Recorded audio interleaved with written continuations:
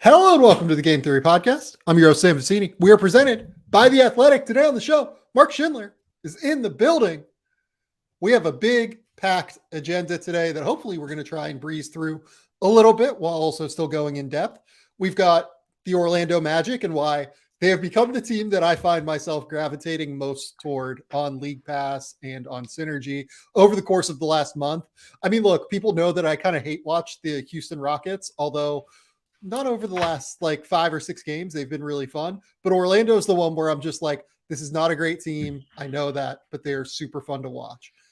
The second thing we're going to talk about, NBA Defensive Player of the Year top fives. We did top 5 Rookie of the Year. On Wednesday, we're going to do NBA Defensive Player of the Year top fives today. And I'm really, really excited to jump into those because I don't know about you, Mark, but I had an absolutely miserable time trying to put that together. Yeah, it's probably going to be more of a miserable time once I get some of the reactions to mine. I would assume that's how it tends to go. I feel good about it right now, but yeah, we'll see how it turns out, man. I in no way feel good. I mean, I can't feel I can't come down from the high of Georgetown winning a Big East regular season game for the first time in like almost 700 days. So, that's great. We're here. The literal toilet bowl. DePaul versus Georgetown. Georgetown won in a game that ended up not being super close, and none of the players looked all that happy. Understandably, like it was actually kind of distressing seeing like what the celebration was across Twitter for Georgetown winning a game. Well, the way they closed the game, though, like you said, the players weren't happy. Like it's like they tried to give away the game at the end.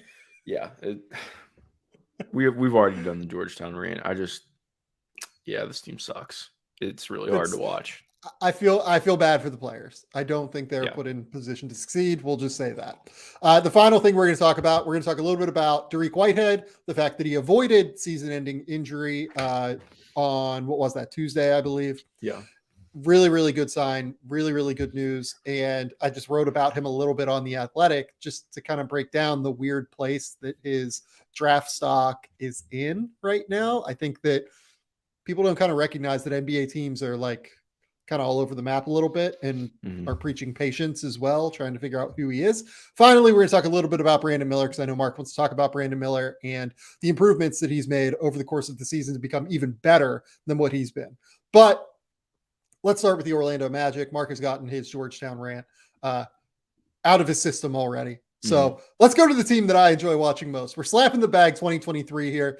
As you guys remember, Robbie Calland in the win-loss over-unders to start the season. We proclaimed this is the year where Slap the Bag 2023 would be in effect for Franz Wagner. And Franz Wagner has been incredible. Right? Yeah, absolutely. Okay, I just had to make sure. I mean, we're separated a little bit in age, so I had to make sure. But, oh, wow, now I'm thinking about the last bag slap that I did, and I don't want to think about that. Continue. By the way, is that like – that's definitely not just like a Midwest thing, right?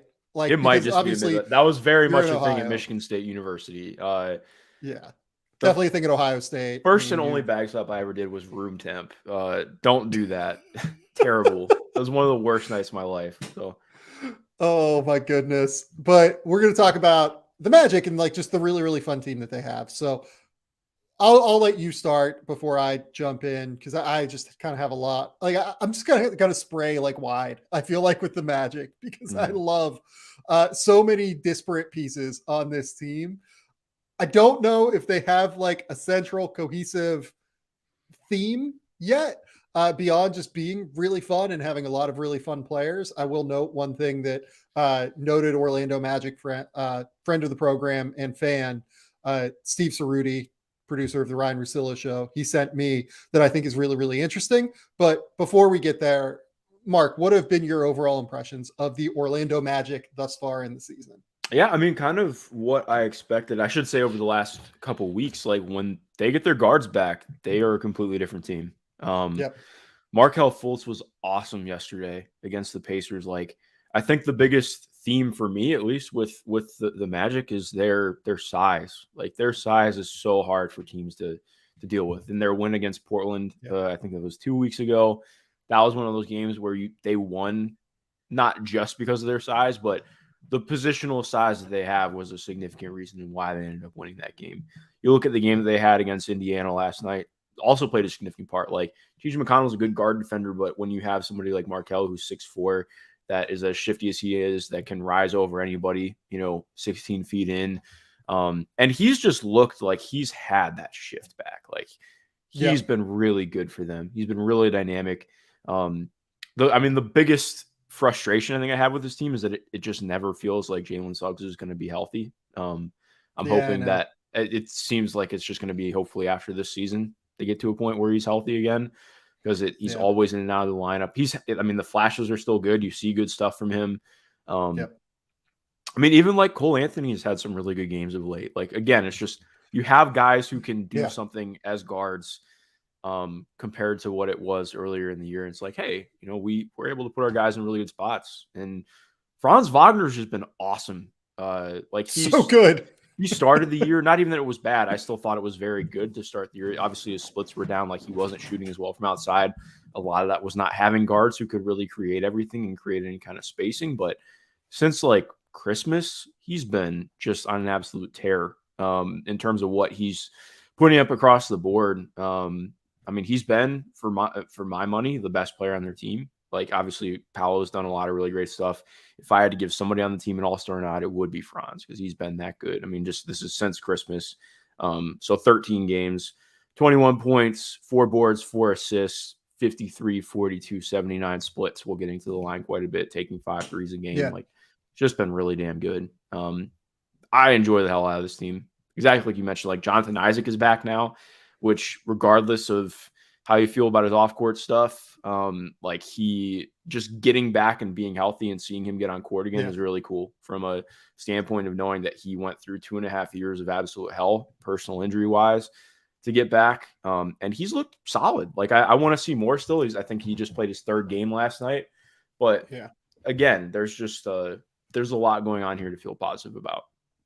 Yeah, like the fact that Jonathan Isaac was able to come in and be as impactful defensively with his length, with his movement skills, just that general, I think that like that goes even more than anything to show just how some guys are just like savants on defense, right? Yeah. Jonathan Isaac can sit out 2.5 years basically, and he still has that like anticipation that he's always had, right? Like, he still has, like, the timing is still coming back a little bit. You can see that like it's still not 100% there, but just like that sense of anticipation, like rotating around and like, finding those little passes. Like, he had that play against Jason Tatum where, like, I can't remember if it's like off the top of my head, like a rip, or like he just like kind of deflected like a lazy pass, like almost like right in Tatum's hands, and then just went and like started a transition opportunity. It's just like his length and his hands and that anticipation, like it's still just there. It's unbelievable. It's kind of staggering, but I'm glad that you started on Markelle Fultz, because I think that that's the place where I want to start as much as anything. Markelle Fultz is a good point guard in the NBA. Like, he is a legit starting caliber point guard in the NBA. I know it doesn't look like the way that people anticipated it looking like. When he was the number 1 overall pick, he looked like a 3-level scorer who could make passing reads, who could do like a million different things on the court. But it looks pretty close now. Like, he's not the superstar because the shooting isn't there. The 3-level scoring isn't there. He's really kind of resigned to that like 16 foot in range as a scorer. I know that he occasionally takes threes, but I still don't feel great about it coming out of his hand, but he's still impactful regardless. He has turned into a really, really good defender, which is something that if you watch him at Washington, like, that never existed. And he's turned into a guy where his footwork has always been elite, and his creativity with his footwork has always been unbelievable. But just the way he slithers and slides like through defenders and like slaloms around guys with like Euro steps and deceleration moves and things like that, it's kind of the closest thing in the league to watching Shea that isn't Shea. It feels like, like, do you know what I mean when I say, like, he's obviously not I Shea, get exactly, he's not as good. Yeah, but like just the way that he maneuvers and slithers around the paint is kind of unbelievable to me. Yeah, and actually some people will probably disagree with me on this. He's a better passer than Shea.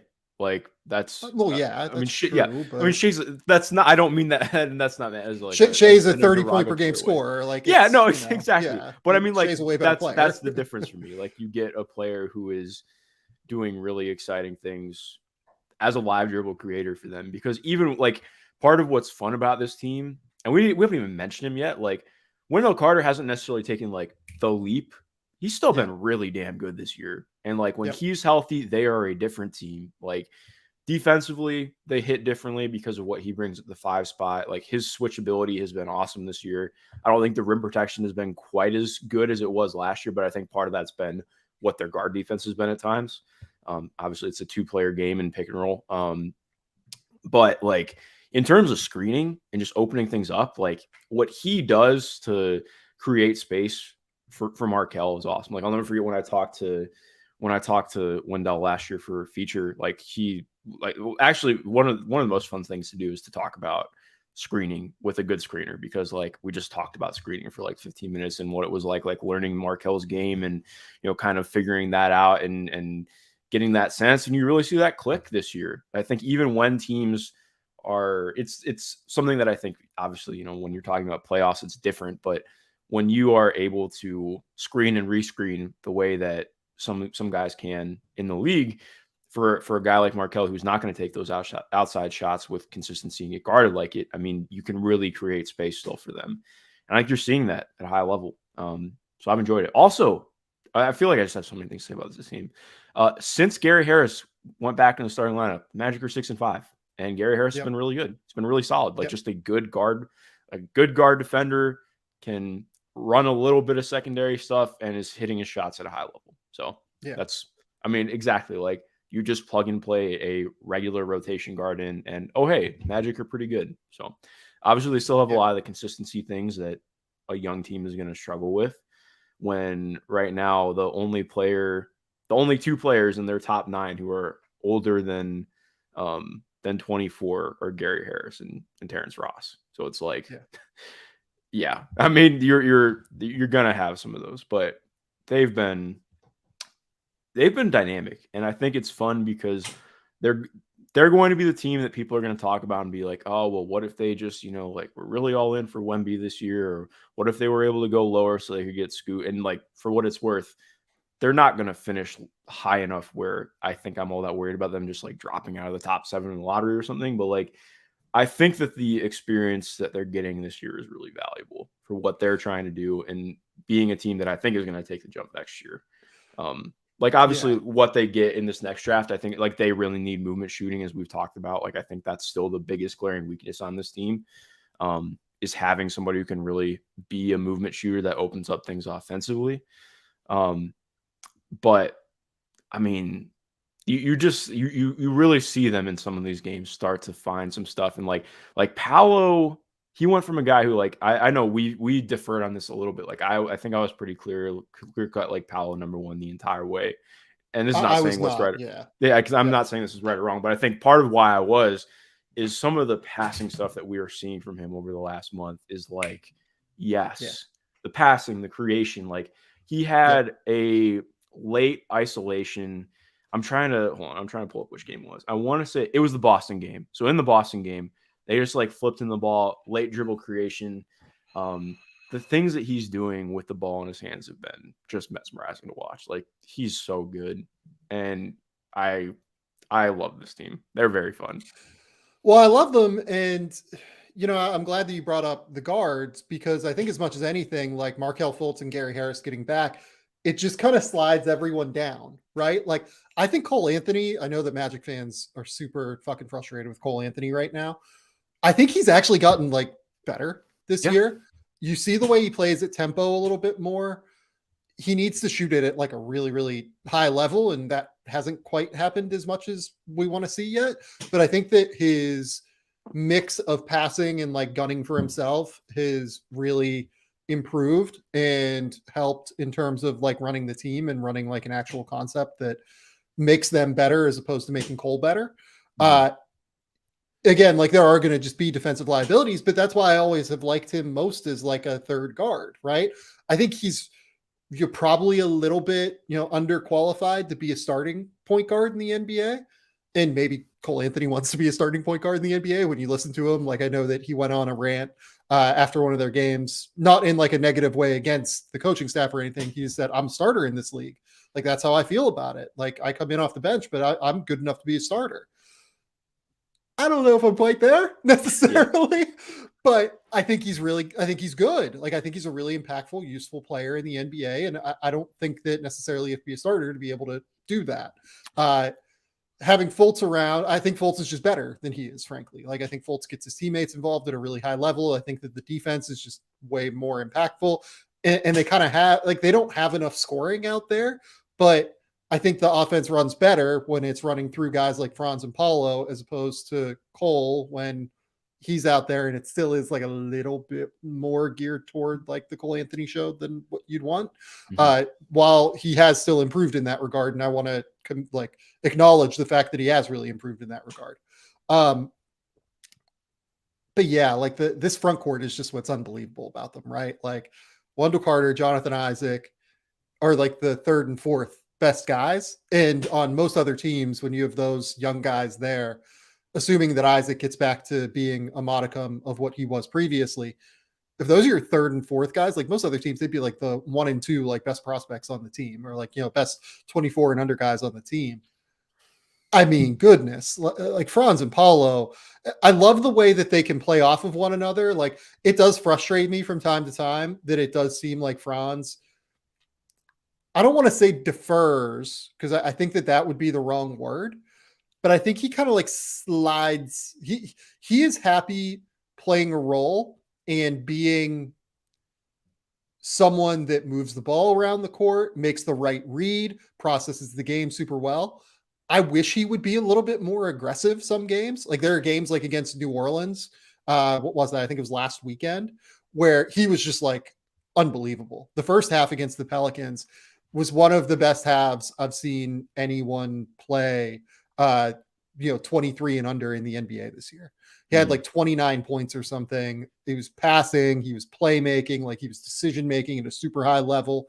He was knocking down threes. He was finishing at the rim. Like, his finishing has gone super underrated this year, I think, as a skill set. He's just really good. Like, I'm honestly at the point now where if you wanted to say that you trust Franz more than Paolo to become like the Orlando Magic star, I think I still believe in Paulo's upside a little bit more, just in terms of the handle and the shake and the creation. But goodness, Franz has made that a conversation, which is kind of terrifying for the rest of the league, right? Mm-hmm. Yeah, no, exactly. I mean, I think, but I mean, for me, if I, again, like I said earlier, if I had to give the all-star nod to somebody, it would be Franz off this team. Yeah. And I think, like, again, like just looking at also this year, like, no, I don't think anybody from Orlando deserves it just based on what this year has been. But I think there should be like legitimate, like, think if the Magic like go on some like random winning streak before all-star voting is done, which it is already just about done. Like, I think you can make the case, but yeah, it's exactly. But by the way, I'm just terrified to do, I think at some point next week, I'm going to have to do like all-star like picks and reserves and everything. And I'm just terrified because it is guaranteed this year to make somebody angry. The Eastern Conference forward picture is such a shit show. Mm-hmm. Like, you basically have to pick between Julius Randle and Bam Adebayo is what it comes down to. Like, that you have to make a choice between one of those two guys.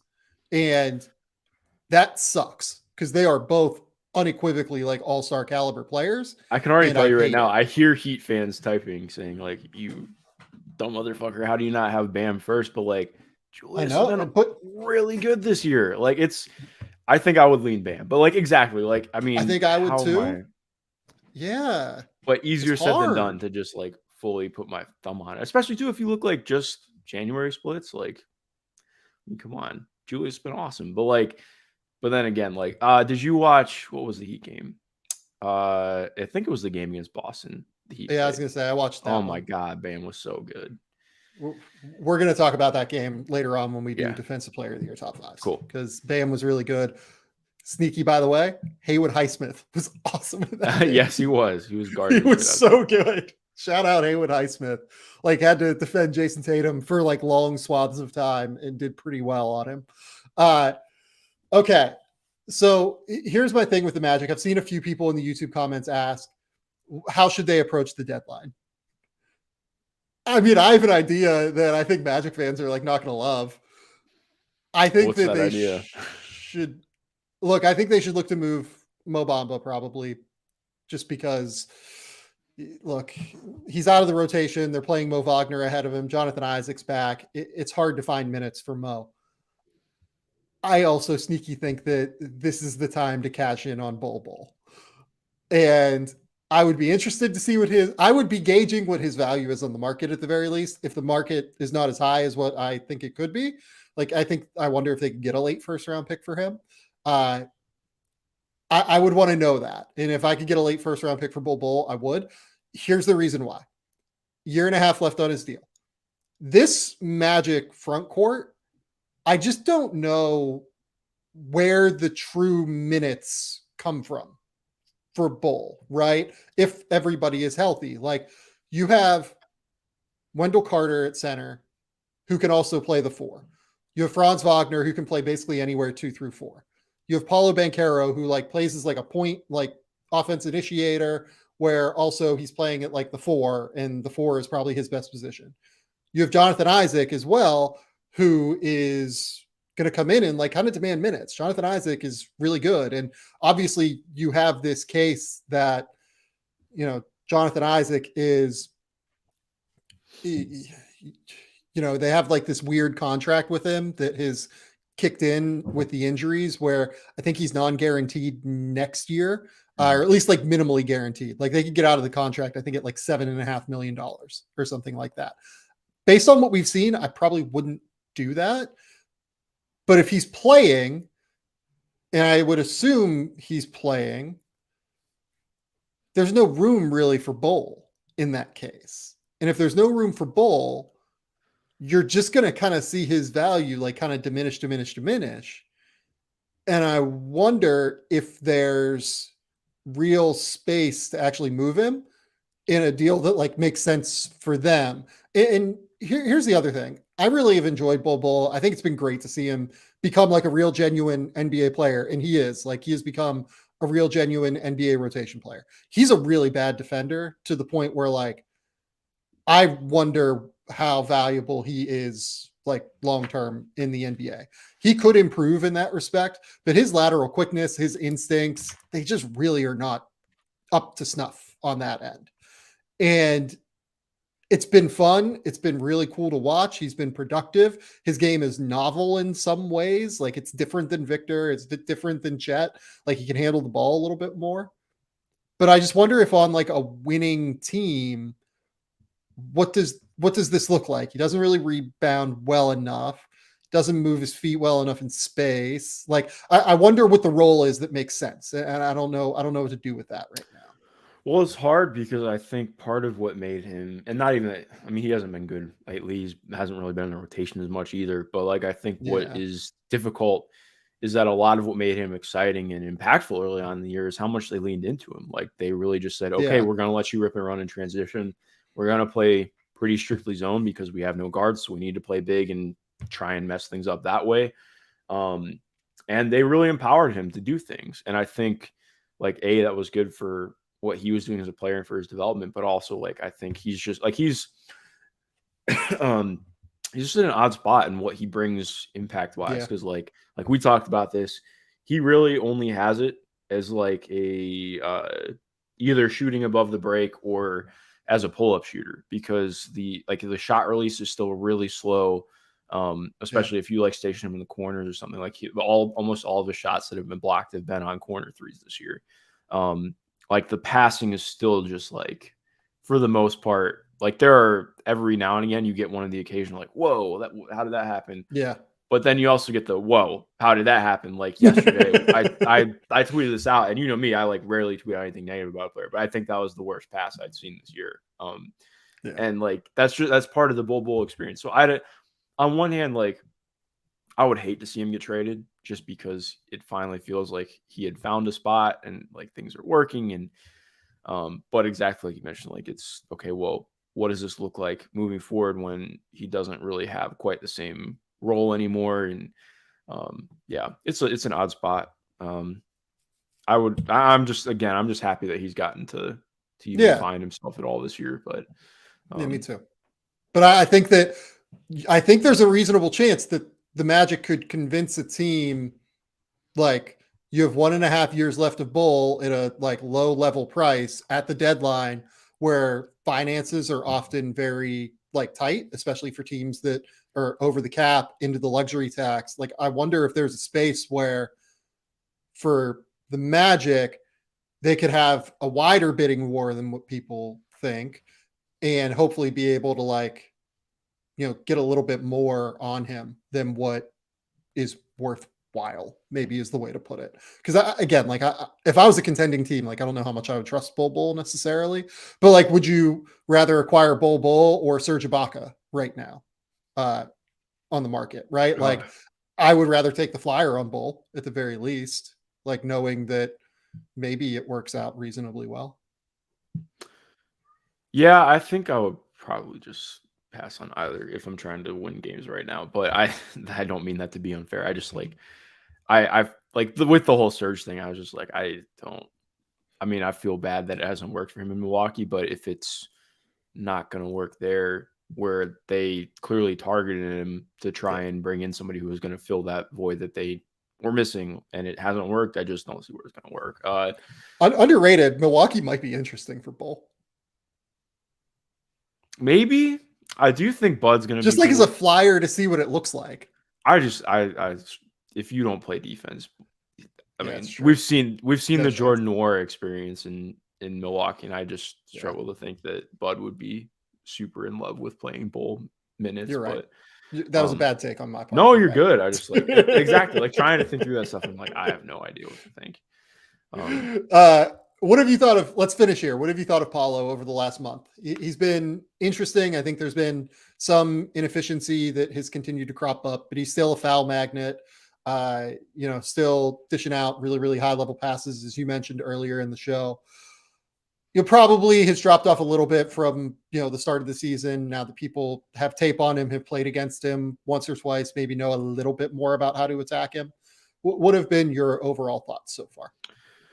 Yeah. The shot still has never quite come around from outside for him. Like, he's had stretches where it's looked better. I think it's been about what I expected this year. I didn't think he was going to step in and be like a 35% plus 3-point shooter on volume. I just appreciate that there's no hesitancy. Like, that's my biggest thing with him. I think hesitancy in any capacity would totally cap his ceiling. So I've appreciated there hasn't been any there. I think teams have been a little bit better at matching up with his physicality. More so, like, he's still getting the line 7.5 times a game since Christmas. But, like, I think teams have been better at impacting the shot around the rim and trying to, wall off some of his drives, trying to meet him later instead of being actually meeting him out farther. And giving him more of those driving lanes. So I think that there's been some of that, but to his credit too, like we mentioned, I think the passing has like just popped even that much more for me. Like, he's just in such control of his game right now and finding himself in the half court as a playmaker, and like showing himself as like the pretty clear number one guy on the team. I've felt good about that, but yeah, I think he's going through as small of a rookie wall comparatively as I think he can. So I've enjoyed him a lot, though. Yeah, no, I've enjoyed watching him play. I've really, really enjoyed watching the Magic. The thing that I wanted to mention that Cerruti told me is over the last little while here, and I'll pull up this metric that he sent me. I think he got it from like some Instagram account. Over the last, actually, no, it's just like straight up since starting on January 19th. Sorry, I was pulling up this number here. The best 5-man lineups in the NBA. The best one is the Denver Nuggets, with their starting lineup, essentially. I think it's actually minus Jamal Murray and with Bruce Brown. The second best 5-man lineup in the NBA so far this season.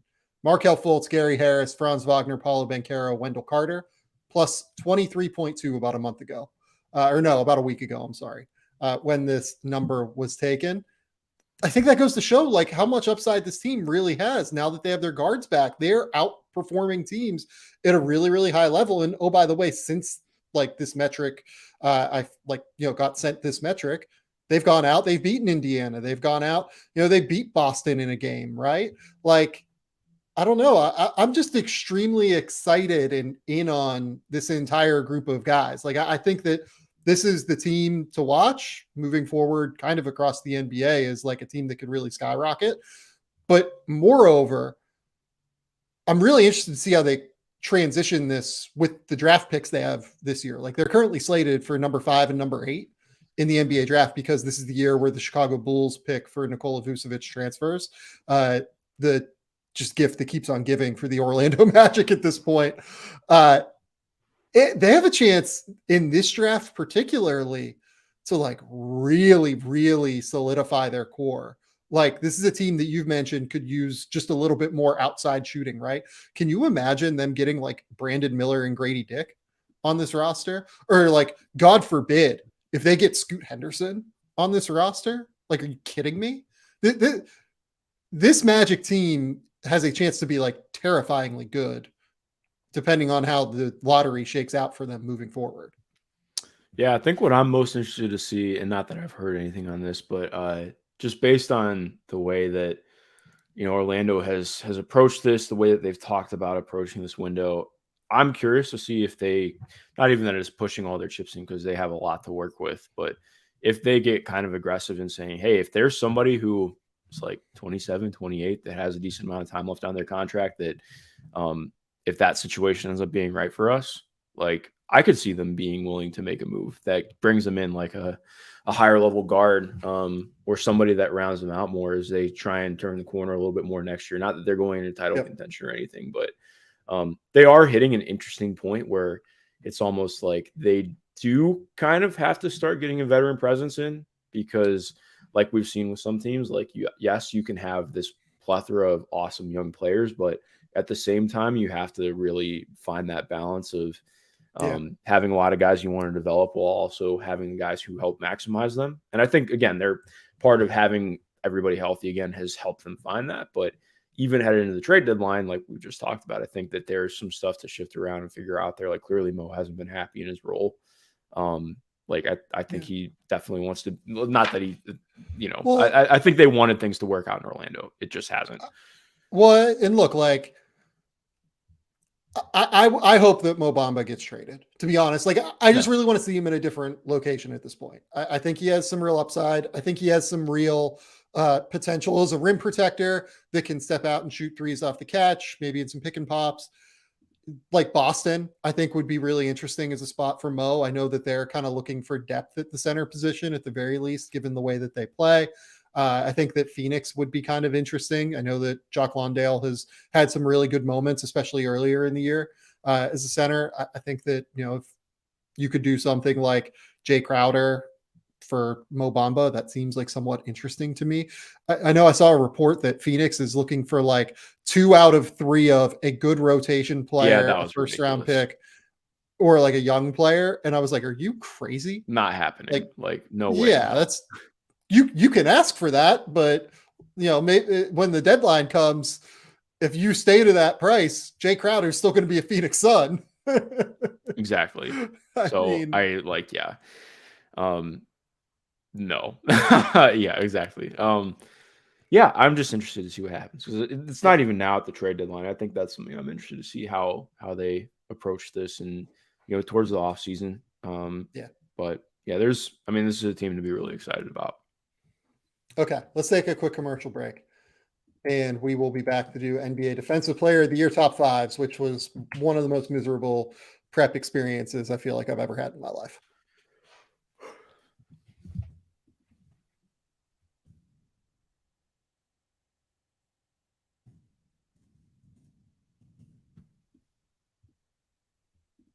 Okay, Mark, let's go.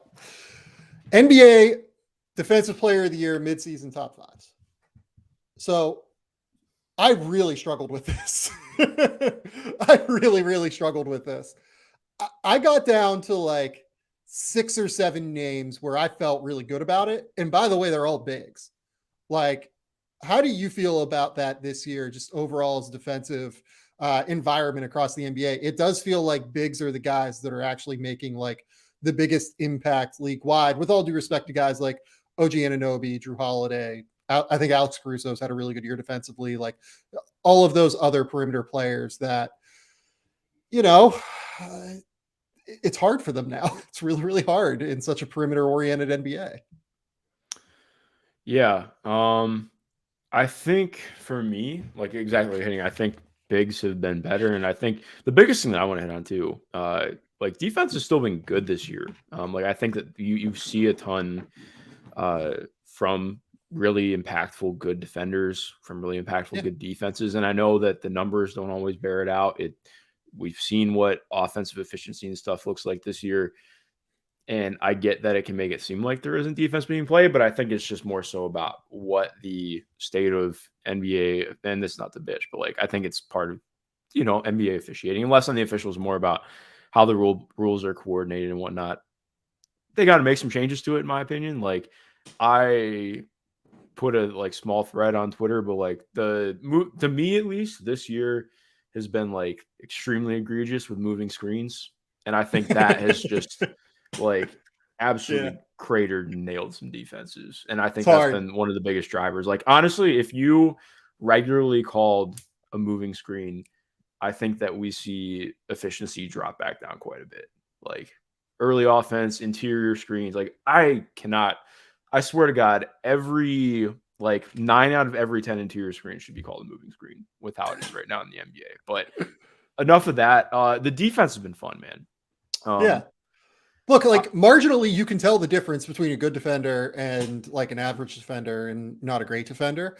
It's just that it's so hard to defend in today's NBA. There's so much space to cover. Offenses have gotten so good at figuring out how to utilize that space. And I think that offenses have also figured out the right mix of superstar to role player utilization. Like more and more, we are seeing more heliocentric offensive players. And because of that, I think that if those guys have the ball in their hands more, it's just harder to deal with. If the best players have the ball in their hands more, it makes it harder for defenses. So yeah, I mean, it's really hard. I do not envy defenses right now across the league, but I will say, I think that scoring is up because because it's just so hard to defend. Not because defense is bad. Like defense is really good. Like you can find defenders that are amazing. You can find a lot of defenders that are really good. You can find even more defenders that are average league wide. It's just that team defense is so hard now across the league because of how much space they have to cover due to the 3-point line, due to the way that offenses have figured out how to stretch out defenses. It's just very, very difficult. Yeah, no, I agree. And I think that's part of what for me has made watching some of these guys pop even that much more entertaining and exciting, because I think you see some guys who it's been like through versatility. Like it's not guys who are thriving just because they do one thing. It's guys who are really capable of doing multiple things well. And I mean, are you ready to just unveil our top five? Or so let's do it. So top fives. I want to say at the top here, the guys that I ended up with at 6 and 7. Did you have either of these guys on your top five? Miles Turner? No. Okay. I had Miles at 7. Joel Embiid. I mean, he wouldn't be top 5, but he'd be in my top 7. See, so not to go on the whole thing, but I just struggle with Joel. Like, I think more like Joel is a very real, true, clear-cut MVP candidate. I think so much of that I get frustrated with how often it feels like that gets dispelled. He's been awesome this year. But the defense, I do think there are fair gripes to have. Like, he does take games off. And that's not even to say like that. And this is more like me saying why I would not have him in my top 5. Because I know people will get mad that he's not in my quote-unquote defensive player of the year conversation. But like, there are very clear games where he does not compete to his highest level as a defender. And for me, awards are about consistency, not highest level of production. So it's a mix of the two, obviously. But I think I would not have Joel there. I would have him in the top 10, just like you mentioned, but top 5. No. Yeah. So I really I had 6 basically. Mm-hmm. Like Miles Turner was my clear 7th. I had 6 guys where I was like, these are the dudes, I think. And Joel was number 6 for me. Honestly, I kind of defaulted to him at number 6 because he's played 32 games and has been a little bit. So like Jaren Jackson, I think has played 35 games. He's played 32. The difference is Jaren just like brings it every single night, right? Whereas Joel has probably played like, 2/3 of his games at a really, really high level defensively. Like early this season, he was just not quite as good defensively. Like he wasn't moving as well. His footwork was not as good. There was a lot of stuff in like ball screen coverages where I thought that like he was stuck in the mud a little bit too often. But over the last little while now, he's been very locked in, it feels like to me. And if you look at their defensive numbers, so this is a great defensive team, obviously. When he's on the court, they have a 110.1 defensive rating. That's like top of the league level numbers. And it's not like he's surrounded by great defenders. Like James Harden, Tobias Harris has worked hard to become like average on that end, but not like a significant impact defender. Tyrese Maxey, not like a significant impact defender. D'Anthony Melton and PJ Tucker, like I will grant you, have been really good defenders. Matisse Thybulle is a really good defender in the limited minutes he plays. Like Joel is the one that's like carrying this top 5 defense right now. So I ultimately defaulted because of, like you said, the lack of consistency, but I do need to acknowledge that like what Joel is doing, he contests more shots than anybody other than Domantas Sabonis at the rim in the league this year. And the reason that Sabonis contests as many shots as he does is because teams are like trying to attack Domantas there. I think that Joel, they're not attacking as much, but he's been really impactful rotationally to make his presence felt there defensively at a really high level. So I want to acknowledge Joel. I think he's been great. Mm-hmm. Okay. I will give you the first pick. Number 5. Who is your number 5 guy in the defensive player of the year race? So I had to toggle between this one. I just want to give a couple really quick. Did you have this guy in your top 5? Because this is not somebody who I did have in my top 5. I had him in my top 8. Did not have him top 5. Yep. OG Anunoby. I had him at 8. So yeah. I'll just say it's been tough. Like he's still been very good, but he is not at the same level he was earlier to start the year. Agree. So it's just that happens. Still been really good. It's going to make all defense for me. Another just out guy, Mitchell Robinson. Mitchell Robinson's been awesome this year. Yeah. He's been so good this year. Like he's at, I think we talked about this during the one pod when we talked about the Knicks, but like his added ability to really defend in the post now and become a better defensive rebounder has been huge. He's been a large reason for why that defense has been so good. I would have him up there. So number 5 for me, I'm going to go Jarrett Allen. That is also my number 5. Awesome. Oh, wow. Like okay. Yeah. All right. We're okay. Give me the Jarrett Allen pitch. No, I mean, I think it's tough because like, I think Evan Mobley is all defense worthy as well. But to me, it's just been more, you see the drop off when Jarrett doesn't play. It's hard to put into words how different, and part of it is just not having the size. Like if you don't have 2 7-footers on court who are as mobile, who are as smart as Jarrett and Evan, you see the drop off. And honestly, it's just hurt Evan because he's been the one who's more healthy. So you see it impacts him negatively. I think it's been a lot of what has driven his advanced numbers down. But with Jarrett, I mean, he's still so good defending on switches. His pick and roll play has been fantastic this year. We'll also have, like, honestly, I think sneakily, like, it doesn't get enough shine how good Donovan and Darius have been defensively this year. Like Donovan particularly. Yeah, like Darius is like, obviously, like, he's going to get picked on in isolation and stuff, but he's a really good off-ball defender. Like, he really works to do everything he can to not be a negative. He's never going to be perfect, but I think, like, he really fights to be good. And especially, like you just mentioned, too, like, Donovan's been awesome, but, like, Jarrett holds everything together. The rim protection is stellar. Yep. He can kind of just defend anybody in a pinch, and they've needed it at times this year. It's helped, Isaac Okoro has really started to find something of late, which that's probably a future pod. And yeah, I mean, I would just be there with him for this. I think he should have been in consideration last year with how good the Cavs defense has been overall. Yeah, I'm there. Yeah, I think his coverage and ball screens has gotten a lot better. Even when he gets strung out now, he actually can really move his feet. And you don't want him to be out there for more than like 5 or 6 slides, right? Or like maybe even you don't want him to be out there for 5 or 6 slides. You really want him to be out there for like 4 slides, right? Where like there are, 5 and under left on the shot clock, right? But he can manage himself out there in those situations pretty well, I think now. The way he baits defenders in ball screens now when they play and drop, like that cat and mouse game, I think is really, really improved. His level of rotational awareness defensively, I think, is really improved. That was something that I've mentioned previously. I think I started talking about this last year, where when he was younger in his Nets days, I thought that sometimes he could get, I don't know if lazy is the right word. I don't know if he like didn't have the recognition yet, just being a younger player. I felt like you could kind of get him on the weak side a little bit, and you could also get him like chasing blocks on the weak side. I think he's gotten way better about just being big and being impactful at the rim. You look at his numbers at the basket this season, opponents shooting only 54% at the rim against him. He does contest like a little bit more often than some of the elite rim protectors that we're probably going to talk about at the top there. But I do think part of that is that he's playing next to Evan Mobley, who is also contesting quite a bit at the basket. So I think he's been just awesome. I think he has been fantastic at this point defensively. Would have him in my top 5. I think that if you want to give him a vote, be like number 3 overall defensively, I would be willing to like manage that. Yeah. Okay. I'll go to number 4 now. I have Bam Adebayo at number 4. And I thought I would end up with him a couple spots higher, but ultimately I ended up with him just a couple lower at the end of the day. Yeah, no, I'm cool with that. I have him at number 2 personally. Yeah. I'm cool with having him, kind of wherever. I think for me, I mean, I have a clear-cut number 1, but I think everybody, like when you're looking at 2 through 4, I'm cool with really kind of toggling around with those. So yes, what is your pitch for having him number 4?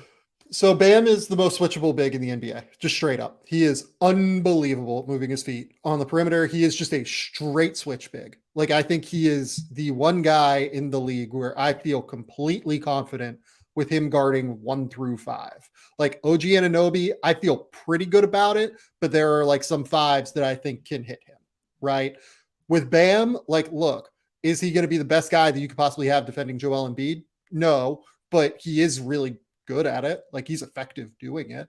The way that their defensive schemes, like they can flip and swap their schemes because Bam is such an integral chess piece to what they're doing.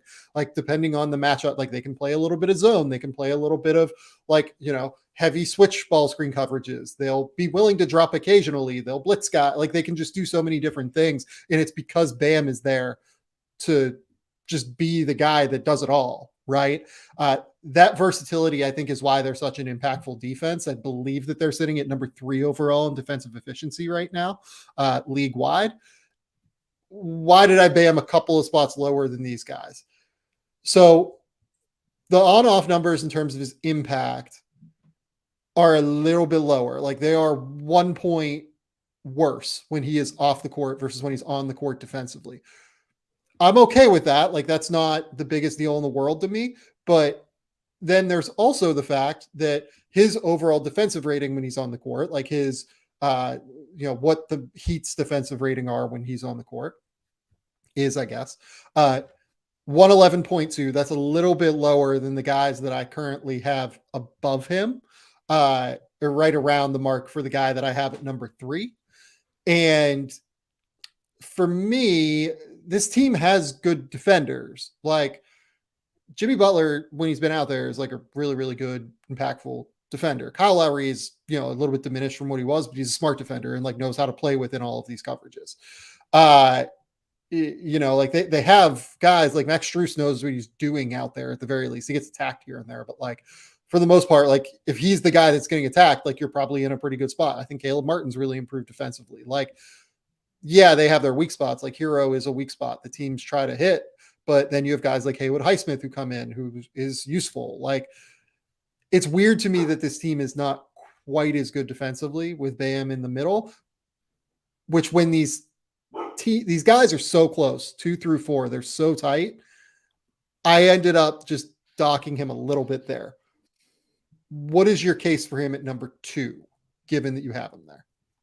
Yeah, I mean, I'm in the same boat. I probably just care a little bit less about the on-offs because my issues are more so with like I just struggle with this Heat team. I struggle with his rim protection as well. Like, he's he's just a lower level rim protector than some of these guys because he's smaller, right? Yeah, I think that's fair. But I think to me, it's more like it's just hard because I feel like he would not even that he's put in bad scenarios. Like I think genuinely like his defense at the same as OG, except to a lesser level. Like I don't think his defense has still been extremely, extremely good. That's why it's this conversation. But like since he took on even more of a scoring burden over like the last month and a half, I think it's slipped a little bit. Again, that's not saying it's been a ton, but like it's still been very good. Nekias Duncan talked about this yesterday. I'd been talking about it with him as well before he tweeted that out. Just about like I think it's a natural progression to see a guy who has become like and this is my way of saying like this has been Bam's team this year. I totally. think Bam's been like, the clear cut number one on this team. I've seen people have like Jimmy Butler as like the all-star for the Miami Heat. That is absolutely bonkers. It's Bam. It's 100% Bam. Exactly. So that's again like he's gone from like the 100th percentile defender to like 98th percentile defender. That's still really, really darn good. So I agree. And I think my biggest issue with the Heat overall is just their lack of size always bothers me. Like it's bothered me in other years, but this is the year that I think it's like really gotten to me. Like I like Caleb Martin. It's just asking too much for him to play the 4 most of the time. Agree with that. It's like, and the issue too is like when you have Caleb Martin playing the 4, okay, well, Max Strus is playing the 3, or like somebody who's 6'5" is playing the 3. I'm like, it's too small. And for the way that they want to play too, it just doesn't work for me. I know it works for them. It's how they want to play. Well, and they're multiple. Like I guess that's the thing. Like do you know, like, I guess the thing that I struggle with them sometimes is like, they're so versatile in the things that they do a lot of the time that like I struggle a little bit with knowing. I know what their goals are. Their goals are to play pressure defense, right? Like they want to like really, really pressure you. Yeah. And I don't know. I mean, like they do it in different ways. Like it's hard for me to come up with like an overarching, like, theme beyond just like pressure for them, right? Like with Milwaukee, they're just like drop covering you, right? And they're trying to feed everyone to Brook. They're trying to feed everyone into the rim. And then they're going to like use that ball pressure from behind from Drew Holiday, where he's able to recover over the top of screens. Like they have like a true, real defensive identity. Like Miami has like a defensive identity just insofar as like they're going to play aggressive. They're going to be tough. They're going to be really physical, and they're going to be able to move really well. That's the benefit of playing smaller, is that, they do move really well out there. But yeah, like I struggle with like the identity piece of it from time to time as well, I guess. And like the other thing is too, that like this size, right? We're talking about this size all the time. They're still the second best defensive rebounding team in the league. Like it doesn't kill them on the glass because Bam is really good on the glass. Jimmy's good on the glass. Like they have guys that rebound. So yeah, it's interesting. They're in an interesting spot, the Heat. And I agree with you. I can't really figure out what to do with them yet, because obviously the offense is really bad as well. Yeah. Yeah. It's a weird place, but, well, I'm ready to move on to the next. Who do I wait? Okay. Oh, did I do who I have it for? Yeah. Who is your number 4? Nick Claxton. Yeah, that's my number 3. So we're going to be, I think, we're going to have the same top 5 at the very least, just in a different order, I think. Yeah, Claxton's been awesome this year. And I think last night was a really good encapsulation of that. He gave, I mean, you can look at what Joel's box score was, but he gave Joel Embiid more problems in isolation defense than I think anybody has this year. Like, yeah, he was really good. And I think you saw some of the limits of Brooklyn's defense last night without having KD. I think you can see some of the lack of size really pop up with how they were trying to play offensively too. But that's been more so to Claxton's credit. Like his switchability has been awesome. I think he's the best switch defender as a big in the league outside of Bam. Yeah, outside of Bam. So like that's exactly where I'm at. And then the rim protection has been awesome. Like, and he's same thing as like obviously in a different way, but like same thing as Mitch Robb. Like he's gotten so much better with his physicality and being able to defend the post, as we saw last night playing against Joel. Like that's a guy who gets eaten alive in the post last year, and now like he has the core strength and ability to really stand guys up and be impactful in that way. And again, just the rim protection has been awesome too. Like he's been like I mean overall, I couldn't get there with some of the all-star talk this year, but he's legitimately been their third best player this year. So wait, there are people talking about Nick Claxton as an all-star? There was a small push for Nick Claxton All-Star. And I could not get there, but he has been extremely impressive. And I think deserves all defense without question. Yeah, I totally agree with that. Like I'm all in on Nick Claxton this year. I think he's been phenomenal. I mean, again, as mentioned previously, like we're talking about like there's a very real conversation about whether or not Joel Embiid or not Joel Embiid, I'm sorry. Bam Adebayo or Julius Randle is going to get an all-star berth. Mm-hmm. Nick Claxton's a little bit down the rung here, as great as he's been. Nick has been phenomenal though defensively. Like I'm so glad you brought up that core strength because that is the key. Like he could get bullied like at times last year, like significantly could get bullied. And now, like you said, like I was honestly like watching that game, like against the 76ers. I was like, wait, he actually can like kind of manage this matchup with Joel Embiid now. Like he's actually frustrating Joel in a really like substantial, significant way. Yeah. I didn't know that he could do that. That game was like his, for me, all defense candidacy. Like I would have had him. I mean, point being, like I would have had him on regardless. But I think every year there's like a game or two that really sticks in your mind of when a guy really earned that nod. And I think yesterday was that for me because I think so much of if he played this way last year for a stretch, people would have been like, well, he can't guard in the post. But like I think that's very clearly just not true now. And I just want to use this to say too, like his improvements as an offensive player have been a joy to watch. Like I think you saw some of it start to come to fruition last year, but now he really can fluidly put the ball on the deck once or twice, take it to the rim. Like he's not a perfect short roll guy, but I think it's really improved and gotten better.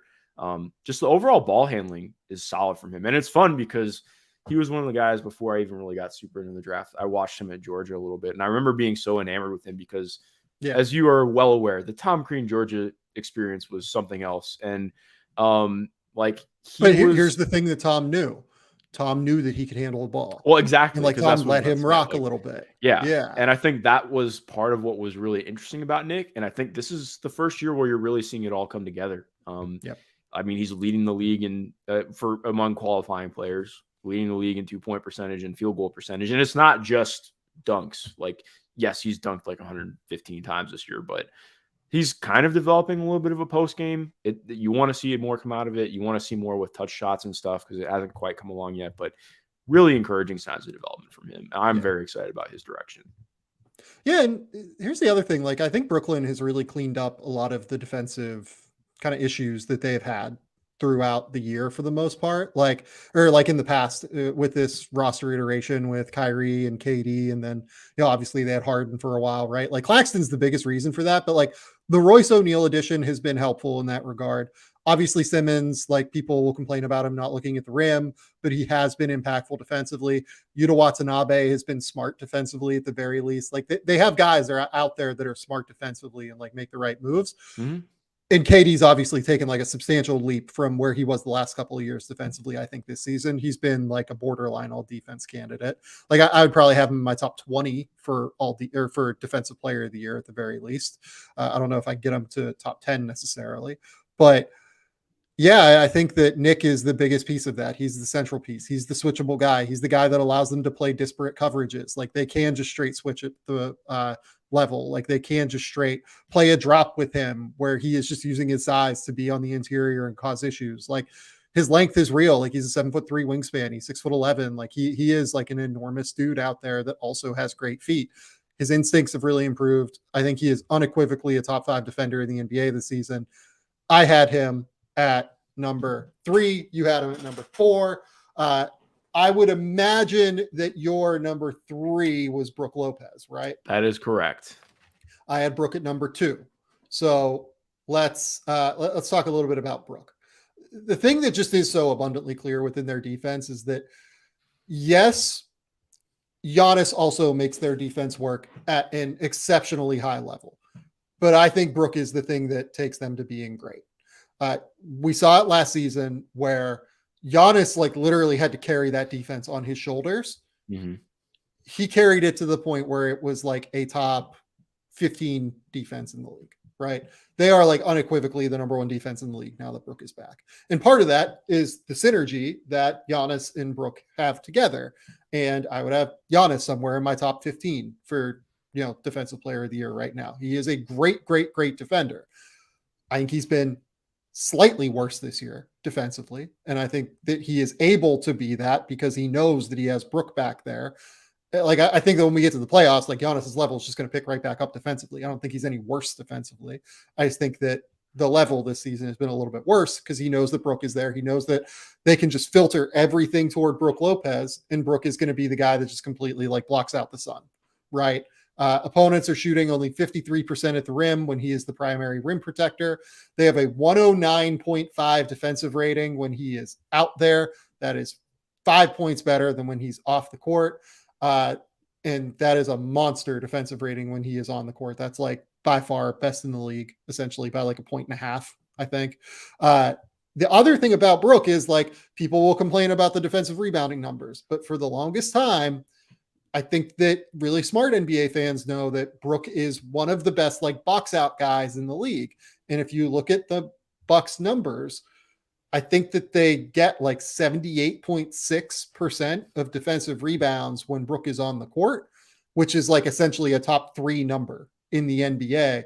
In part, it's because Brook is out there kind of cleaning up the paint and allowing Giannis to come in so that Giannis can get the rebound, start the break earlier, grab and go, create offense that way.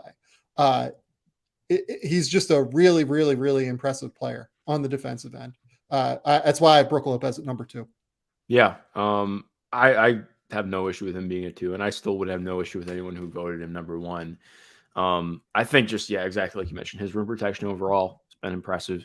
The way he's navigated the drop has been impressive. Like everything within, like he just owns the restricted area, or even not completely, just the paint. He owns the paint. Like 10 feet and in. Yeah. Yeah.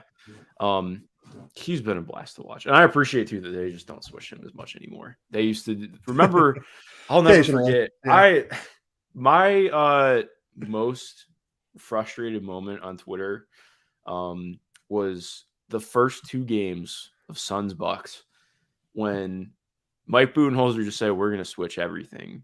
And all the Suns did was, okay, well, let's pull Brook into a switch. And then Suns fans just went so hard on, oh, this is why Brook Lopez sucks. I'm like, it literally has nothing to do with Brook. If anything, this is a vote of confidence for his defense because they're trying to switch him out so they don't have to score against him. And it's what the scheme is warranting. And like, exactly like you're talking about, like he is just a massive human being. Like I think we are getting another guy who is starting to feel in this realm now that he's getting playing time. Like every time I watch Brook Lopez play, I'm just like, that dude is 7'1" or 7'2". He's massive. Like I can't even imagine. Yeah, I know exactly. But he's also then I was about to say with Mark Williams. Like Mark Williams is hitting that stage of like, whoa, like you are huge. And I felt not the guy that I thought you were going to say. By the way, who do you think I was going to say? Walker Kessler, because I feel Walker is the same, but like Mark is just on a different level. Well, he's so long. Like he's like when he like extends his arms, it's just like, oh my god, like his wingspan's insane. But like it's fun because like I'm just like, why couldn't we see this all year? But also, not to like derail this, but it's like I don't know if you ever watched his sister play, but he and his sister play extremely similar, like in the way that they move, how they defend. Like, and his sister was like, I mean, she's still really good, but she was like borderline defensive player of the year a couple times in the W. So very random shot. But yeah, point being, like Brook is just like the master of being big and in the right place. And that sounds like diminishing his defense, but that's more so like talking about how he's maximized what his capabilities are. And I don't think that there's anybody in the league who's as good at verticality as he is. Like he's so good at getting up without fouling and just being able to contest stuff without putting himself in precarious positions. And that matters a ton. Well, and he also, so like when I say like huge, like he's obviously long and like he's obviously like tall, right? Mm-hmm. But more than that, he is also like wide. Like he just takes up like with his chest and like with his frame and torso a ton of space, and he has really good short area quickness to be able to make that like quick step and just get his chest in front of you, right? Like if he has his chest in front of you, it's really hard to even manage him. Like, you know, Nick Claxton from time to time, like we've talked about Nick here a little bit. There are times where Nick struggles to get his chest in front of someone because he's just not quite as wide, and like he's, you know, has the incredible quickness and he's really, really improving at it. And I think by the time Nick is like 27, he's going to be unbelievable at it. but like he's just kind of not as wide, and sometimes he doesn't get his chest in front of you. You know, I think that like this is something that, you know, I'm trying to think. Like I think when Joel's chest is in front of you, it's just really hard to score.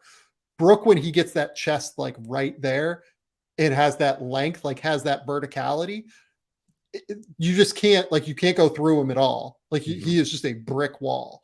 Like Mitchell Robinson from time to time. Like I think that sometimes you can kind of like go into Mitchell's chest and like get that just a little bit of separation, right? With Brook, no chance. Like you've absolutely no chance. His verticality is also so good. He never brings the hands down. Like it's yeah. Brook's technique is what should be taught in every single like drop coverage class. I think it is absolutely pristine in terms of getting the absolute most out of tools. There's a little bit less. Okay, we have number one. We have Jaren Jackson, right? Yeah.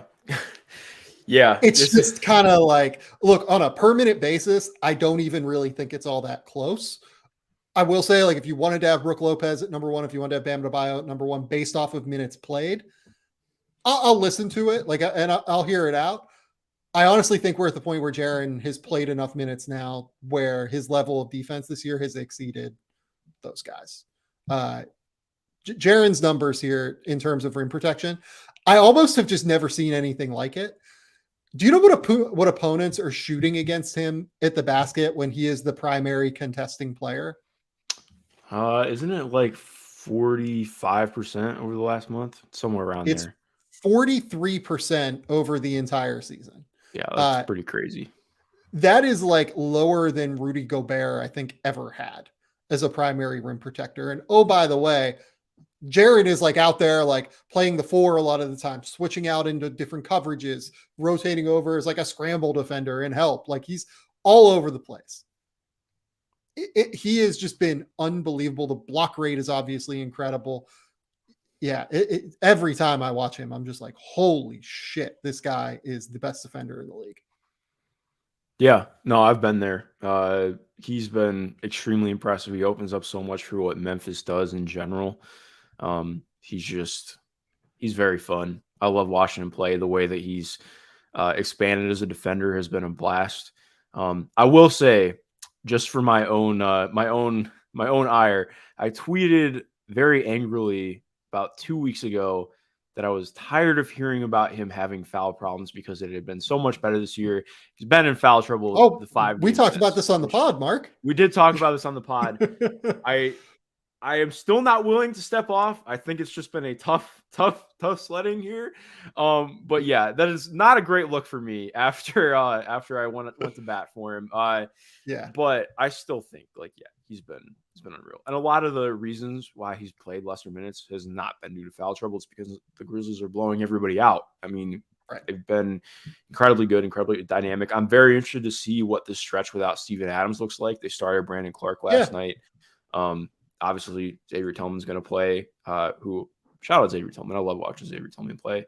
But I mean, even like last night, like he got blown by a couple of times, but he had a couple of switches out on Steph Curry, and like there was. I'm trying to remember when it was later in the game, but it just completely prevents him. I think Steph tries to go into like 6 or 7 dribble combos, and he's just at the point where he's so disciplined with being able to stay in front of somebody that guys have to pass out. It's like, well, I'm getting nothing here. And again, that's not everything, but it just speaks to the level of versatility that he has while also being elite in the things that he does do.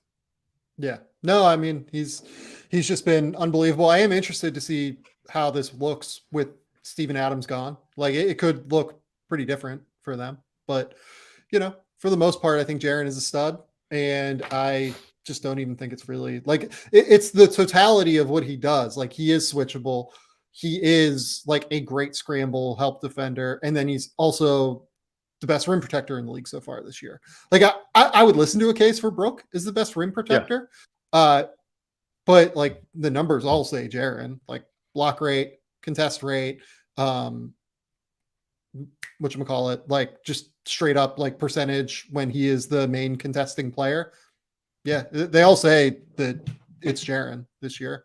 And my eyes tell me that Jaren's like got the best mix of versatility in terms of what he can do within scheme, as well as like just elite level rim protection. Just kind of brings it all to the table. Couple other guys of note. I do love Draymond Green. I think Draymond's had a really underrated defensive season. If you look at his rim protection numbers, they're actually like not that far off of Jaren's. He contests less than Jaren does, but like he's average, like opponents shoot 48% at the rim when he's the primary defender at the basket. He's been really, really good. They're like, he even has said on his podcast a couple times, like he feels like he doesn't have like the space to be able to like hold his teammates accountable in the way that he needs to. And that defense has just kind of fallen apart a little bit around him. He would make my top 10 for sure. I don't think I can quite get him into my top 5. Do you have any thoughts on Draymond defensively so far this year? Yeah, I think I'm probably in the same boat. Like, I think he's still been very good this year. I just probably would not quite have him in that same group. Like, we've seen peak defensive Draymond, and this hasn't been him yet. Like, I think that it's very much like we've seen in even last year. Like, I thought he was incredible defensively. Part of it was him missing time, but I still feel like, okay, he's very clearly going to uptick in the playoffs, and that's, again, not a slight. That's just, I think when it comes down to the consistency piece, it does make a difference. So yeah, I mean, I wouldn't have an issue with somebody having him in the top 5. I just personally wouldn't right now. Yep. Okay. We're going to talk about Brandon Miller and Dariq Whitehead. Let's just start with Dariq, because I think that Dariq is a little bit more simple to talk about, if only because what we're going to talk about is not actually about Dariq's play so far this season. It's more just about the weird situation he finds himself in. So he goes down with an injury on Tuesday night, and he like immediately grabs like the back of his ankle, and it looks like what you see when somebody tears an Achilles, right? Yeah. And this is a guy coming off of a foot injury earlier this season. This is a guy that got sick like a couple weeks ago and like had to miss a game right in the middle of a hot streak because of that. And now this happens, right? Luckily, Dariq Whitehead did not tear his Achilles. He has what John Shire is basically saying is like a day-to-day injury, like somewhere in the like lower ankle calf region, basically. It's a strain, I think he called it. Really good. Really super excited for Dariq Whitehead. What have been your thoughts on Dariq this year? Well, also, like, let's acknowledge at the top, it feels like he hasn't totally been himself because he's been coming back from the foot injury. I frankly think he looks a little bit heavy, as I've said a couple of times throughout the year. Like, just doesn't have that kind of wiry bounce and kind of explosiveness that he's had, it feels like. So acknowledging all of that, what have been your impressions of his play? Yeah, I mean, I think I would be in the same boat. He's in a tough spot where, again, trying to come back from injury to a team that, I mean, I wouldn't say that they've exactly had things figured out. This has been a weird Duke year. It still continues to be one. Yeah. They got a nice win over Miami, but then followed it up with a loss at Virginia Tech. But I think what's difficult is you can still see some of the things that are positive with him. Like, I think that even with what his assist numbers have been, you still see some of the positive, playmaking stuff. But the drives just haven't been there for me. And that's the most alluring thing about him with me, like being this power wing who can really be, I mean, the shooting has been good. Like, so that has been good. Like, I think you really have seen the shot come back. He's getting up with volume and some versatility. But without having the same interior scoring ability, like he's shooting almost better from 3 than he is from the field overall right now. And I think a lot of that's just been he doesn't have the same elevation and pop. He's not really getting to the free throw line at all, which I think is going to be a big part of his game at the pro level as a swing skill for sure. So for me, like where we probably differ on it, I'm not that I'm not worried. Like I don't think it's been a good year for him by any stretch, but also just knowing athletes and how difficult it is to get back from injury, even if you're back and you've been cleared. It's one thing to be cleared, and it's another thing to actually be 100%. Clearly, he's not 100% because we've seen him play before. So I think it just is going to be a big case, kind of like it was. I mean, it's different than the AJ Griffin stuff because AJ played so well down the stretch for Duke. But I do think it's going to be kind of the similar degree of, okay, well, how do teams feel about his high school tape and what that means? How do they feel about what his how do they feel about his medicals? Because I think that will play a really big part. So yeah, I don't know if I didn't mean to diverge from where you were going with it, but that's where I'm at. I think that everything that you just said is right. I mean, so first and foremost, like I have some numbers I can share with you. Like, he's shooting 45.5% at the rim in half court settings. That is like very, very low, very, very bad. And then he's only getting there like 1.5 times per game even, which anybody that watched Dariq Whitehead at Montverde will tell you, like, this dude was like a hyper aggressive downhill slasher, like was trying to rip the rim down, like super, super aggressive when he was playing at Montverde. And it's just really hard, I think, when that ends up being the case, right? Like if he can't do that, he's now resigned to shooting from three. And he's been really good at that. He's 41.5% from three over his last, I think, 8 games. Like he looks really good. I think he's 39 on the year. Like the shooting looks clean. Everything there looks good. I will say, while I talk about his athleticism not quite being at the level it was at Montverde, I have always had some questions about how bouncy he is, how great the first step is. Is it legitimately like very, like not just like elite, but like even just like really highly above average? Or is it just like solidly above average? Like, is he just like an okay athlete that plays super aggressively, right? Like he can play off of 1 foot, which is really, really important as a leaper, but I don't know. Like there are times where I watch him where I'm just like, are we sure that he is as bouncy as like what his dunk numbers would indicate at Montverde? You know what I mean? Yeah, no, I get what you're saying. I think, like, I don't know. I never really thought of him as like a super bouncy guy last year. Even when watching him, but I think it was more so and it was less about like even having like amazing first step or anything. I thought it was more so to me just like with how good of a shooter he was, getting to play off of people. Like I think I've never looked at him as somebody who I view as like primary upside dude. Like I think he's very much like super enticing secondary wing who, depending on what his upside as a scorer ends up being, I think he has like really legit value just being a strong two-way player who can maybe grow into more in the NBA with just based up being a dribble pass shoot guy already who can play defense. So I think, any kind of additional stuff that you get there, like maybe let's say if there had been like a growth in some explosiveness where you do see something with that in, a different setting, like then that maybe would have changed things. But I think for me, at least how I've tried to approach it, I probably have been a little bit lower. It's hard not to be. But I generally am in the same spot of if a team feels comfortable with where they're at with his high school tape, I'd be pretty comfortable taking him in the top 7 still. Like I think that he's with where I was at with him last year, I viewed him as like a top 7 to 10 guy. And I'm not, again, it would depend on the team and the construct and how they feel about it, but I don't think that's crazy. Yeah. I think I was always I was with you as opposed to like top 3 or 4, top 5. I saw him more as like a back half of the lottery guy. I think that there's got to be some uncertainty baked in, especially with some of the guys that have jumped up and have played really, really well. I think there's a wide range. And this is what happens when I talk to teams, right? And I wrote about this, The Athletic, like everyone was just like, hey, look, we see he's playing a little bit better. The tape so far has not been great. We'd love to see what he's going to look like in February and March, right?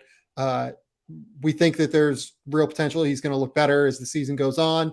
We don't have to make a decision on him right now. Let's get the full picture, basically. And we don't have the full picture yet. And it looks like we're going to get the full picture because his ankle, he's not out for the year. Hopefully it's not something that bothers him for the entirety of the season. And based on the way John Shire is talking about it, it does not seem like it's a significant injury. He actually said, I think at one point, it does not look like a significant injury at the very least. Mm-hmm. So hopefully we're going to get to see it. Based on what he's shown so far at Duke, like if it continues along this trajectory and he shoots under 40% from the field and a really good 3-point number, but doesn't do anything other than score really, because that's the other part of his game. He has not really done anything other than score the basketball this season at a even reasonable level. I think the draft range is wide. Yeah, I'll say that. No, exactly. I think it's really, really wide. Yeah, you're starting to talk about a guy who maybe slips as maybe back end of the first round. It could be even farther, it's just going to depend. I don't think you can rule that out, I guess is what I would say. Like, yeah. I think he could go, 10, 11 or whatever. I think he could also slip. So I don't know. It's tricky, but like I see like a couple of people mentioning like maybe he shouldn't play the rest of the year. Oh no, I think if he can get back to full health, like if he's able to play, I think he should play. Like, yeah, no, without he can question. only kind of help himself based off the tape so far. So yeah. Okay. You wanted to talk about Brandon Miller. I'm just going to give you ISO on Brandon Miller at this point, because I talked about Brandon on the podcast, I think with Spins earlier this week. So I want you to ISO on Brandon Miller. This is important. Yeah. Brandon has just been somebody who I've really, who's made me think a lot this year, which has been fun. Cause I always appreciate the players who make me think. Like as dynamic as he was out the gates, like it was noted how much he was struggling inside the arc, like shooting 32% from 2. And it wasn't because he was taking a lot of pull-up 2s. It was like floaters, runners, like stuff at the rim.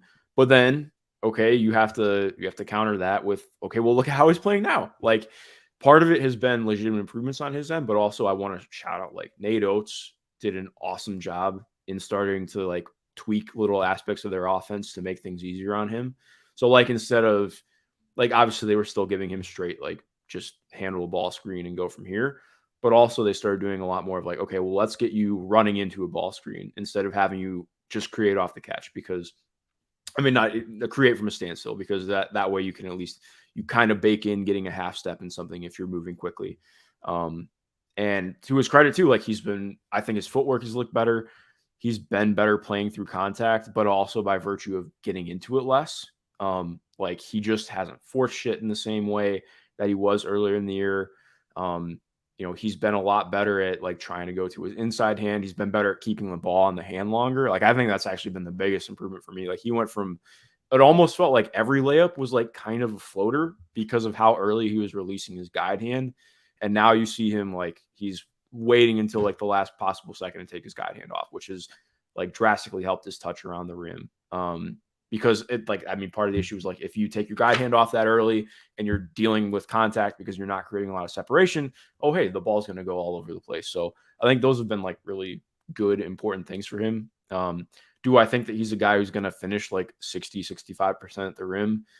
No, probably not. Do I think he's a guy who's going to shoot 40% of the rim? No, probably not. So I think it's, you start, for me, when you start looking at like just how drastically different both ends have been, it's just important to sort of keep that in context. And yeah, so I've appreciated that from him because the shooting is just so good. The shooting's so good. It's like, and I know part of what's difficult, and I have the benefit of not having watched Brandon before college because he just wasn't really on my radar. Like I know I should know because he played at Brad Beal Elite.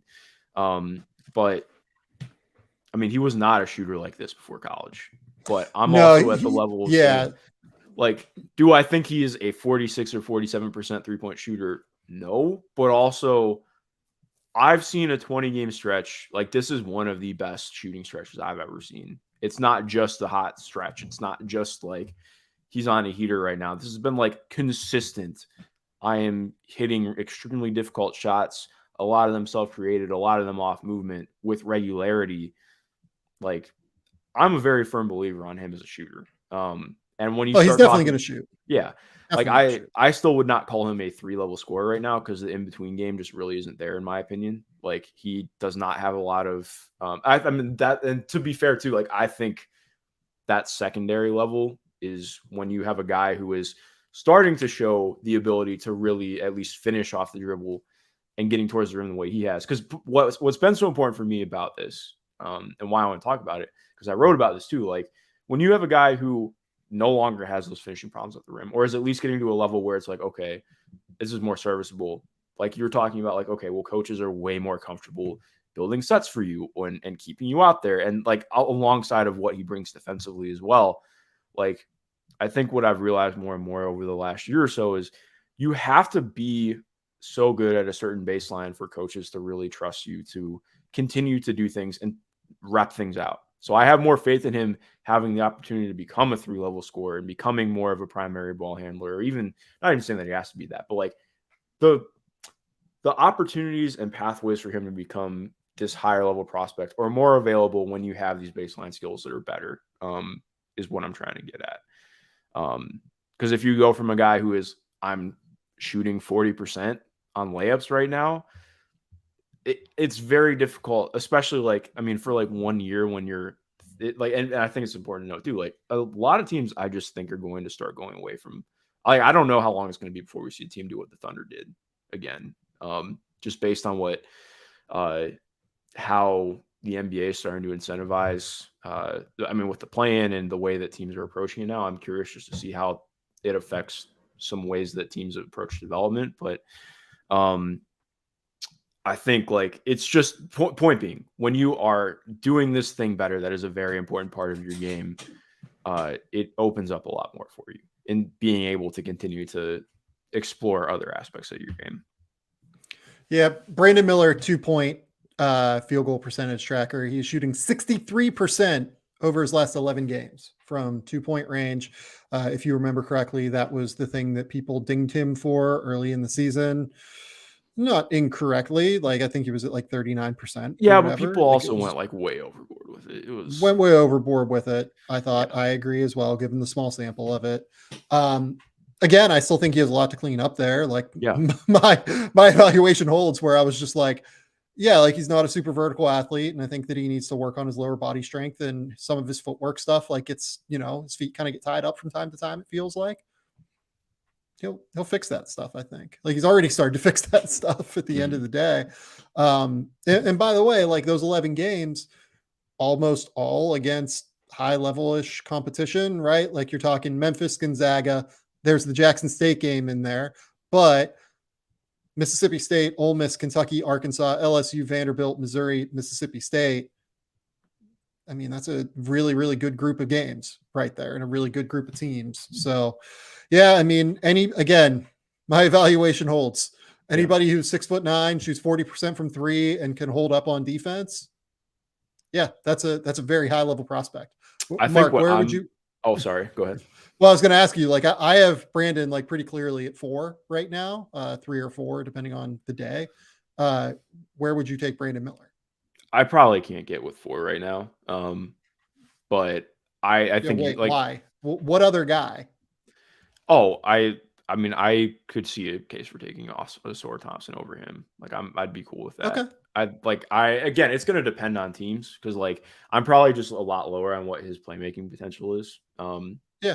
I'm comfortable with taking Osor over him for what it's worth. I don't agree, but I think that's a reasonable person to have. Yeah. I think it would it just depends on the team, but I know you're going to disagree with this. I would take in some situations Keontae George over him. Yeah, I think no. Yeah, I'm fine with you disagreeing. I know we're going to disagree on that. I would be comfortable taking Nick Smith over Brandon Miller in a lot of situations. I completely disagree with that, and that's totally fine. But I'm at the point where he's pretty much a top 10 lock for me. I don't see him falling outside that. What he does is too valuable.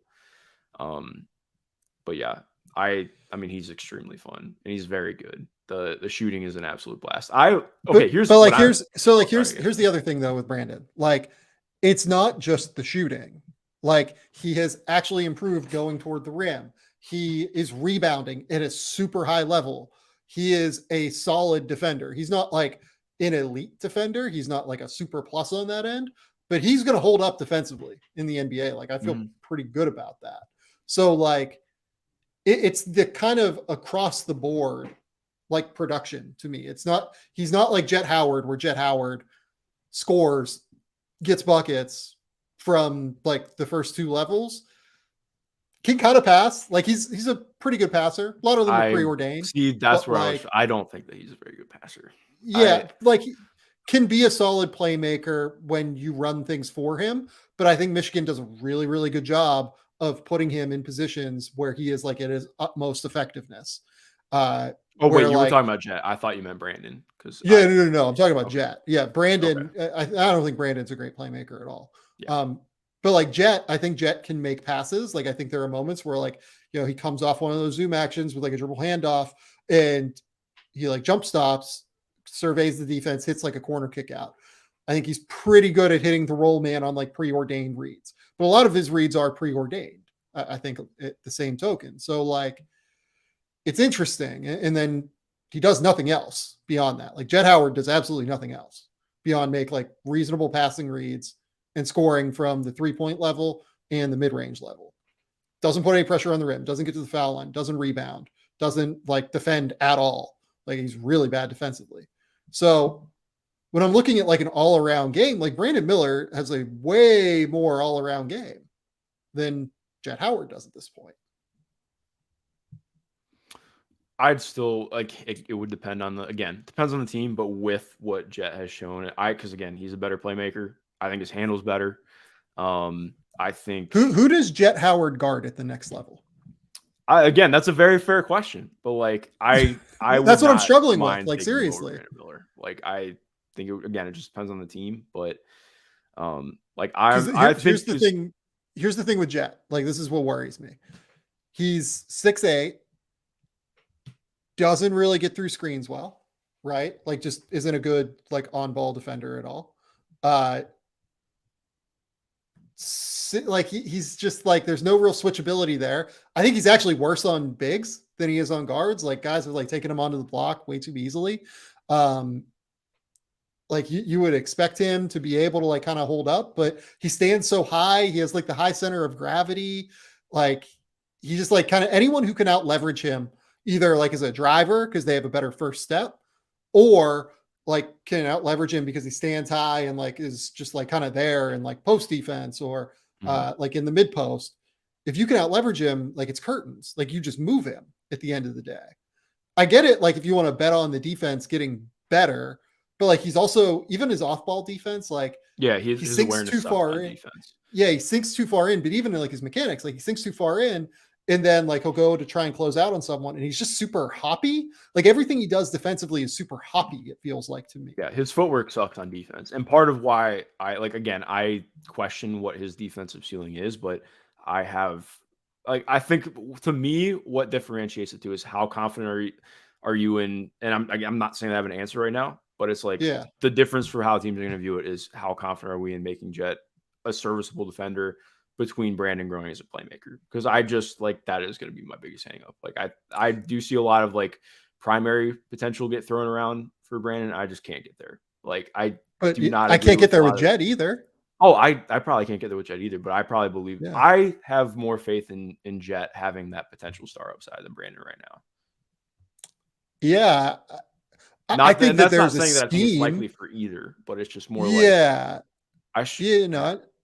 I get what you're saying. Like, I think there's a scheme, like for instance, Michigan's scheme is really good. Like they run them off those like zoom actions, those dribble handoffs and get him going downhill in order to minimize his lack of burst, his lack of first step. If you get him on the move, it really, really helps him. But like, if you're going to run an offense like that around Jet Howard, I think it's great. Like, I think that's how you have to run an offense with him. I think that Jawan has done like a fantastic job of making him look great. And again, this comes from someone I have Jet at like 10 or 11 on my board. Like I really like Jet. Like I think he's fantastic.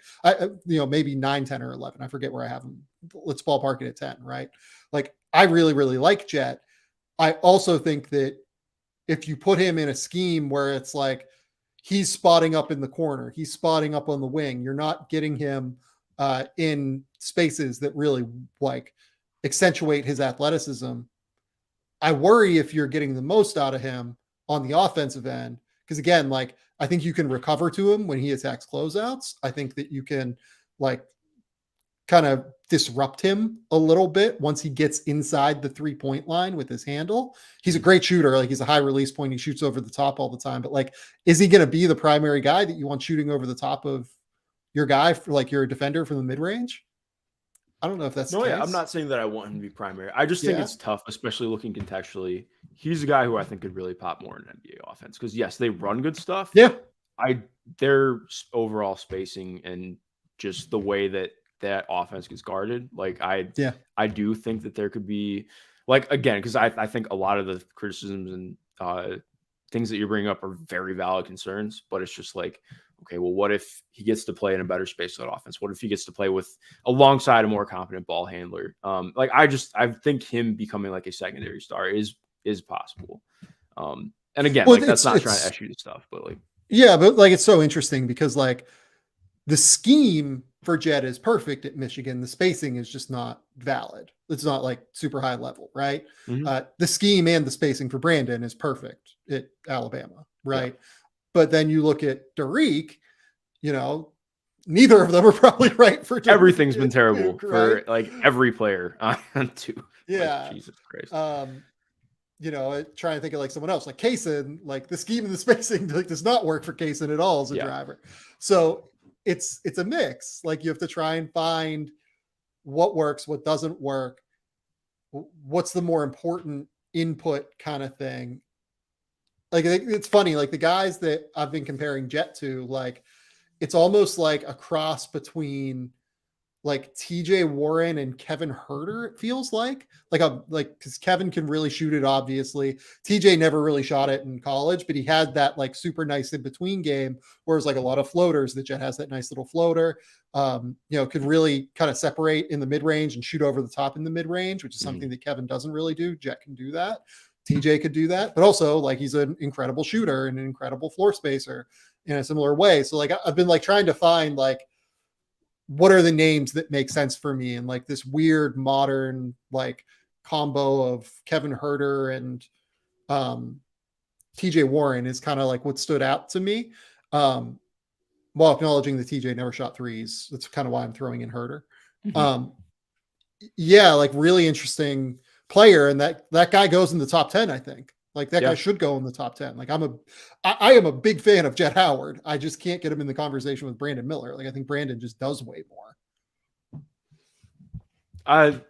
We'll have to have this debate again at some point because like I mean I understand where you're coming from, but I don't know. We definitely view it a little bit differently. Holds up defensively, rebounds. Give me the guys that like just do more stuff, I guess is kind of what my point is. Oh, that's fair. Yeah. And I think I buy, here's the difference really between where the two of us are. I think I buy Brandon's creation upside just a little bit more if he gets stronger than you do.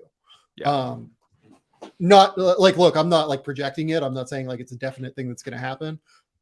I think that there is like there's some real upside there. I would agree with that. I think it's just like, my biggest thing is just going to be more like it's tough. Cause like I really struggle with anytime I see somebody throw out a Paul George comp. Like I always feel that's crazy. Yeah, he's not Paul George. Insane because it's nothing the same. No. And that's not to be disrespectful to them. That's just like Paul George was an insane athlete at his level, and the handle development was unreal. So no.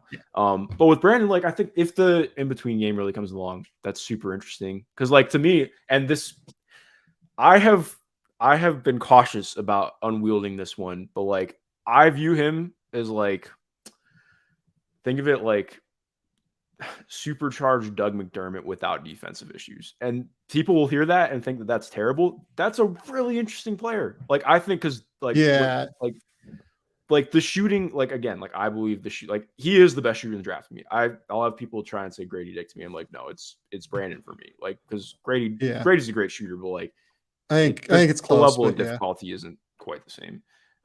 But I mean that Doug can legitimately attack closeouts. Like he is a legit guy who can do some things inside the arc. Brandon is better at that than what Doug was in college already. I think my vision is like, okay, what if he can build in some of the in-between game? Like people forget Doug's in-between game was sick in college. Oh, sick at Creighton. He was unreal. And like, I think to me, like, I really think Brandon, I've gotten like way more open to the idea of like, can he become a primary scorer on the team? I think that's possible. Like, I just think, again, I'm just lower on the playmaking and the overall playmaking feel. So like what I'm wondering is, can Brandon be like Michael Porter Jr., like that is reasonable on defense, basically? And by Porter Jr., I mean the Porter Jr. we've seen in Denver, not the guy that like we all expected him to be prior to the injuries, where he was like a top 2 recruit in the country and like had all of the creation upside in the world. I don't really think Michael has that anymore. Like maybe like post injuries, Michael Porter Jr., like with defensive ability. Like, does that like sound right for you at all?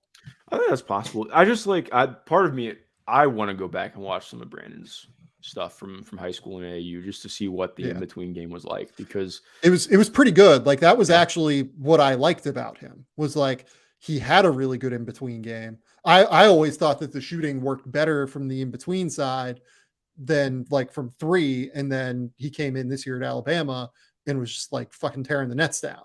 And it's just like, oh wait, like this is just like an incredible shooter then. Yeah. So I don't know. Like I'm like, it's like, I don't know. It's hard. It's hard to come up with a comp. It's almost like Kyle Kuzma, like if he could shoot, but Kuzma is way better on the interior, like had the floater game, like had the like, it's not Kuzma though, like on the like Kuzma shooting though, because he's totally different player in some respects. Yeah, no, it's hard to find the right comp for Brandon Miller, but what he does is super valuable. Like we know that. Yeah. No, 100%. Okay. Mark, tell the people where they can find your work. Tell the people what's going on. Plug everything you need to plug. And then wait. Maybe don't do that yet. Have you seen, what movies have you seen? Oh, yes. I had one to bring up today. So it was a rewatch for me because it'd been a while since I rewatched it, but Little Monsters with Lupita Nyong'o. Great movie. I've seen that. So that's good. Really fun. Yeah. I love it. I love horror comedies. So like, it was great. For anybody who hasn't seen it, basically the premises is Lupita Nyong'o is a like pre-K teacher. And I think she's supposed to be in Australia. It was the whole setting is a little bit they set it up in a weird way. But basically she's an elementary school teacher. She's not actually the main character, but she may as well have been, because she was really great in just acting in this in general. But she's an elementary pre-K school teacher, and takes like 15 kids to a petting zoo for a day. And then the zombie outbreak happens, and it's basically like her and this random guy who's the protagonist, who's just kind of a dick, to be honest, trying to keep these children from recognizing what's happening. And it's phenomenal. The acting from her is really good. It's just funny without also being outlandish, and Josh Gad's in it, and he's a total dick. It's fantastic because he plays this guy who is supposed to be like a performer for children, like famous dude on TV, and he's just like he's drunk the entire time. Like he's like trying, like he literally tries to like kill the children multiple times. Like it's amazing. It's a really great movie. I strongly recommend for anybody. It's on Hulu. It's pretty fun. It's a really, really fun movie. Speaking of horror comedies, watched Megan last night. That's on the watch list. What did you think? There are things in Megan that made me laugh really hard. It was probably a little too predictable for me. It needed a little bit more story, but and like there are some things that are like pretty, like some, I don't know, it's not really scary, I guess. For like a science fiction horror-y comedy kind of thing, I had a fairly good time with it. I don't know if I'd call it like the best movie I've seen in a while. I don't know if I'd call it like a good movie even, but I had fun with it. It's a strange little film. I probably will enjoy it then. I'm interested to see it because I like weird movies, so I can dig it. This one's weird. That is for sure. Like a special weird. What I'm most excited for is Black Panther comes out on, I think, February 1st on Disney Plus, because I never got to see it in theaters. I was just too busy. So I want to see that really bad. So actually, we'll see that probably by next time we talk. I'm trying to think what else I've watched or what's coming up. I watched two other movies this week. I saw All Quiet on the Western Front. How was that? I've heard really good things. So looks incredible.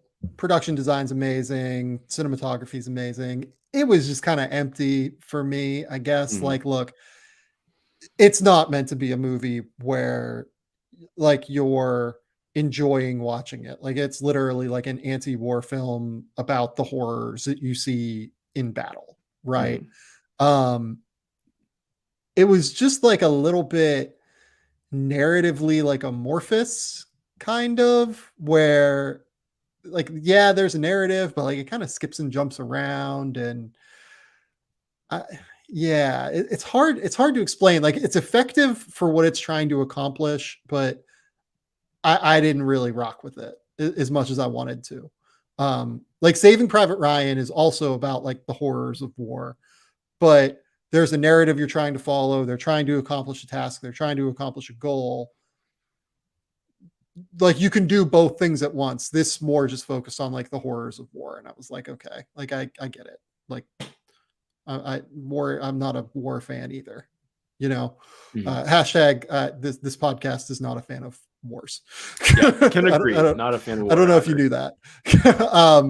And then I saw Causeway, which is the Jennifer Lawrence, Brian Tyree Henry movie on Apple TV Plus. Really enjoyed that. Really, really good. Like, scaled back. Like, I feel like Jennifer Lawrence has not done like a scaled back thing like this for a long time. Like, maybe since Silver Linings Playbook, and even those David O. Russell movies get a little bit like over the top in terms of like production design and everything. This was just super scaled back. It was just like her and Brian Tyree Henry like on screen, and they had really good chemistry, and it was like a really fun experience to watch those two on screen together. Brian Tyree Henry is like amazing in it, and so is Jennifer Lawrence. Like, they're both just really, really good. It just worked. It worked for me like almost totally. Okay, well, I need to check that out because I have enjoyed anything I've seen Brian in. So he's great. I definitely want to see that. Yeah. Anything else for you, or do you want to get out of here? Is it time? I don't think that I mean, it's not. I'm not saying I want to get out of here. I always enjoy our talks. I just don't. I don't think that I saw anything else all that noteworthy. I will say Oscars is always rigged and stupid. Nope, not getting any kind of nomination was ridiculous. I'm mad about it. But it happens every year and I hate it. So just thought I'd put that out there. I need to watch Nope again. When I saw it, I was like, this is a really good movie. I really enjoyed it. I feel like it's I felt like, I don't even know if like step back for Jordan Peele is the right word, because it's just so different than the other two. I was sitting there. I wasn't sure it was as effective as Us and Get Out, but yeah, I do want to watch it again and see what I think, because I really liked it, but like on my list right now, so I'm like starting to like create my like movies of the year list. Like, I had it at like 13, right? Okay. Like, and by the way, I've seen like 145 movies this year, so it's like literally like a top 10% movie for me of the year. I absolutely loved it. I was just like, is this one of the best movies of the year? I don't know. I don't know that I quite had it there. Okay.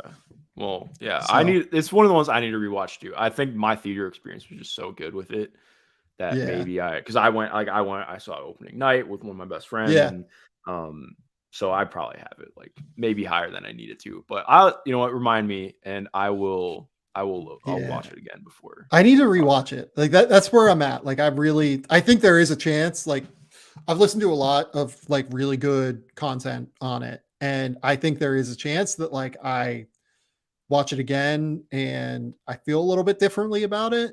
But my initial reaction was, this is a really good movie and I had a really good time seeing it. I don't know that it's like, Oscar worthy or like, quite in the realm of Us and Get Out, but we'll see. Yeah. Maybe I feel differently the second time I watch it. I do have another one that I forgot to bring up. Okay. You don't have to talk about it very long because it was, I don't know why I watched this, just to put it bluntly. I do really enjoy Naomi Rapace. She's really good. Lamb. Did you see this movie? Came out in 2021. No, Laura and I missed it. It's fine to miss this one. It is fucking weird. Is the best way to put it. I have no idea how this, like, maybe it's based off some kind of horror fable or something, but yeah, no, this movie's weird, man. It's extremely weird. It just like makes you feel extremely uncomfortable the entire time.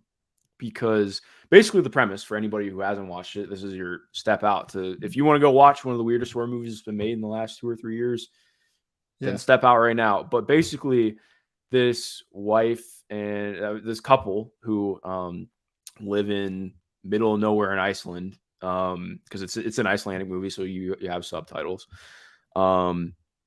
they have like struggled having kids. They're like mid-30s, 40s, whatever.